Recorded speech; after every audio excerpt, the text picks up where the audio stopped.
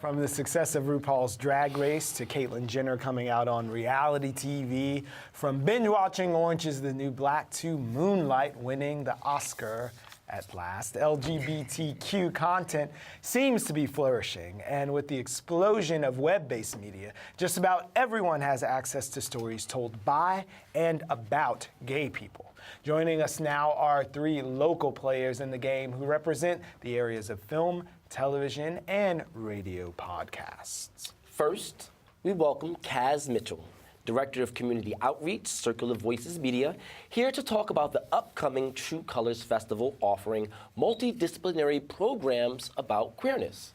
And welcome to BK Live. I'm glad to be here. Good morning. Good morning. We also have James Felton Keith, the co-founder of a new digital network called Slay TV, which soft-launched this month and aims to provide alternative LGBTQ content for people of color. And finally, Naomi Brussel, co-creator of OUTFM, part of a podcast collective currently running on WBAI Pacifica Radio, based right here in Planet Brooklyn. And welcome all. Thank you. Good to be here.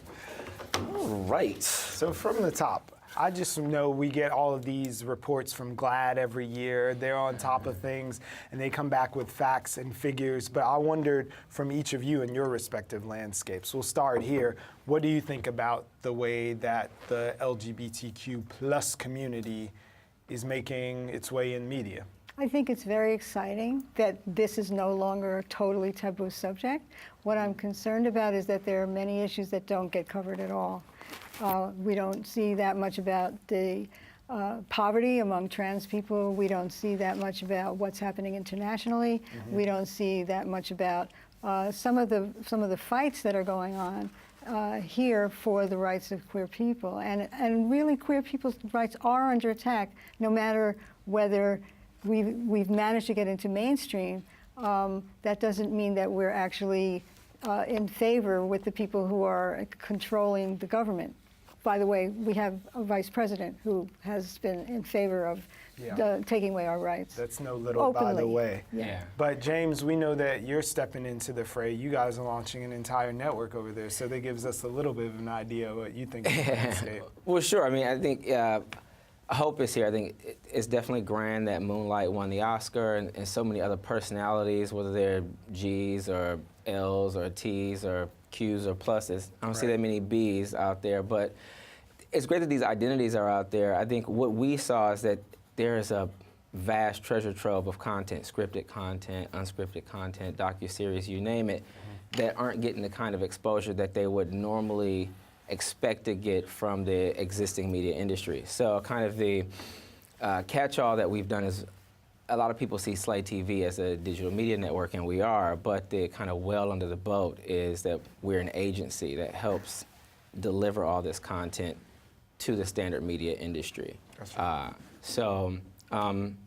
I mean, we're very hopeful. We're housed here in Brooklyn in Dumbo in the Made in NY space, but there's thousands of hours of content and literally hundreds upon hundreds of producers out there making awesome things that people across the globe want to see. The majority of our consumers are outside of the States now. Really? Yeah.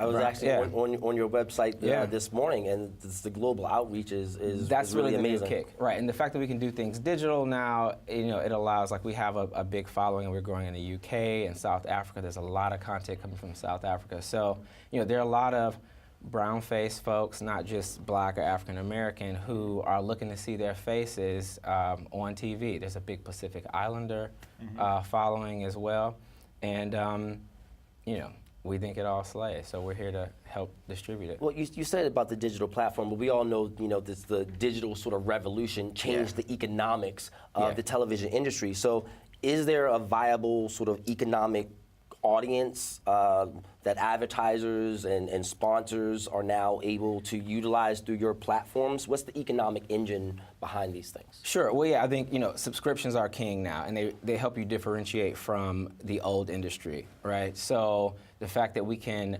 speak directly to our audience via social media and via these digital platforms helps, and it helps us quantify subscriptions in our audience. But there is still branded content play there. So our real focus, and me as I wasn't a media guy, I'm just a serial entrepreneur. I'm mostly in fintech and insurtech, and met the original founders of this application. Our pitch to all the content creators will help you become revenue-generating entrepreneurs. So you can make money from subscriptions, but you can also make money from the Fortune 500s of the world that want to speak directly to this audience. And from a branding standpoint, we just really look at it as this is the gateway, this is the baseline for not only what is cool, but what is accepting. When we look at LGBT statistics in corporate America, and LGBT is a very corporate term, we don't use that term at Slay, but if you're using that to identify people, millennials, people a day or so younger than me, are looking at that as a baseline for what it means to be accepting. So it's like if brands are engaging our community first, then they're probably going to be, the type of brand that engages everybody. So, Yeah, but to bring all those people together. Well, yeah. talking about bringing people together, Kaz, you're dragging us off of our couches and all this digital stuff to actually have Gotta be there. community and Right. go see a movie. Right, and this is what is going on. My True Colors, one of our partners through Circle of Voices Media, is doing a wonderful tribute by bringing people together and also taking time to recognize some of those one-time, first ever people that open up many doors. And My True Colors Festival has a film series taking place from June 14th to July 2nd.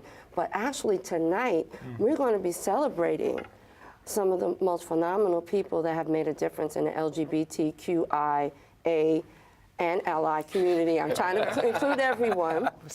Plus. Yeah. Right. We're honoring the wonderful Borough President Eric L. Adams for his leadership role. We're also honoring my partner, Jean Wimberly, for the Vanguard Award, because she stood up in Midfest to confront them about the lack of diversity at attending a women's festival with over 8,000 to 10,000 women, only 25 women of color. And that has opened up a phenomenon for the women of color tent that has been taking place ever since. So that made sure that people of color and black women were included in every aspect of LGBT. City Council member Carlos Menchaca, for his difference as being the first Mexican city council person as well as LGBT. Right. And I'm happy to say that we're trying to make history in Brooklyn. We have the first ever candidate, Mark Fleetner, former assistant district attorney. He is running for Brooklyn district attorney. Yeah. Most people may know him for the Akai Gurley case of the unarmed man that was murdered by New York police officer Luang. But he's trying to make a difference and reform and helping with the LGBT rights of all Brooklyn citizens. We also have one of his colleagues, which is one of the co-founders, Sean Torrington from Slay TV, actor, is going to be honored for being innovative. And I'm also happy to say that Vaughn Taylor Oguntagawa, Who's just here Monday. right, he's also honoring from gay men of African descent. But Slay TV is going to be doing series of films throughout Brooklyn, through Harlem, giving those artists who took the time and did the work a place to display their work and open up conversations, just as Moonlight opened up the conversation. So My Tune Festival, Slay TV, OUTFM. I mean, we're hitting on so many different sort of platforms here. Naomi, Please. I know we talked about this power that is in the community, and by one estimate, they said that there was about $917 billion worth of buying power in the LGBTQ plus community, not even counting the allies, but there's 917 billion gay dollars out there. WBAI has none of that. Yeah. WBAI is a listener-sponsored programming setup. It's not a podcast, by the way, although we do have podcasting. Okay. We are on You're air on the 24 radio hours a day at 99.5 FM on your dial, also live streaming at WBAI.org.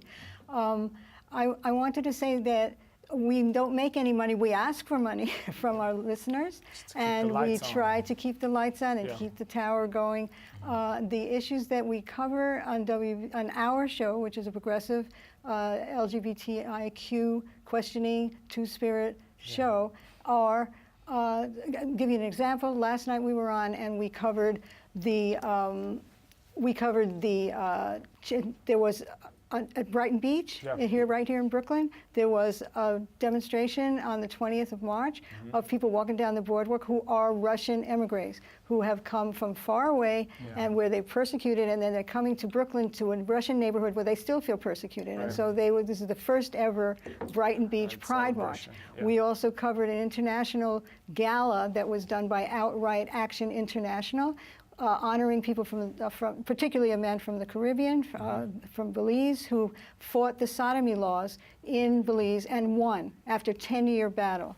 That is phenomenal. We have exactly about 40 seconds left, so I want to give each of you a chance to get some traction. Tell us where we should be, what we should be tuning into. 9 o'clock Tuesday on 99.5.